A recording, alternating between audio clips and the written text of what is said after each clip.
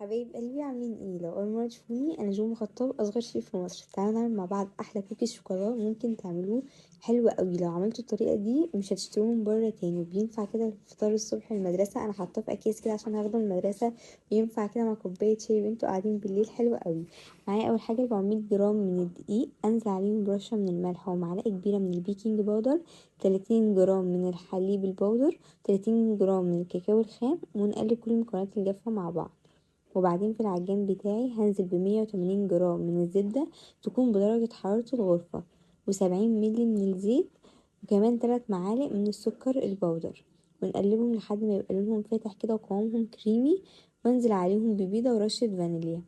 ونقلب بقى كل المكونات مع بعض كده، نفضل نقلبهم كويس لحد ما يمتزجوا مع بعض، ويبقى ده شكلهم كده النهائي. العجينة بتاعتنا كده تبقى فلافي، مش جامدة ومش بتلزق خالص، بتتحرك معانا كده بكل سهولة.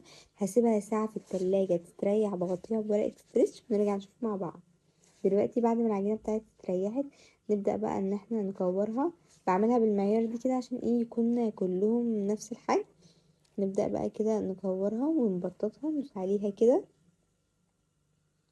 وهزينها فوق من بشوكولاته كده. انا بقطع شوكولاته اللي هي قوالب دريم دي وبحطها عليها، بتخلي طعمها تحفه بجد يا جماعه. نعمل التانية بنفس الطريقه، بجد انا واثقه ان انتوا هتحبوها قوي، لان الكوكيز بيتحبوا وحلو قوي كده وبيدوب في البق وبيبقى طعمه خطير. دي قوالب شوكولاته دريم اللي انا بستخدمها، بجيبها من شقرف، هسيب لكم اللينك بتاعهم في الكومنتات. دي الكميه بتاعتنا ما شاء الله. دخلها الفرن درجه حراره 180 لمده 10 دقايق، بيبقى ده شكلها النهائي. انتوا شايفين الكميه اللي هي عملتها حلوه قوي، بجد هتعجبكم. وكمان لو بتدوها لحد هديه ومزينها في علبه هتبقى شيك قوي.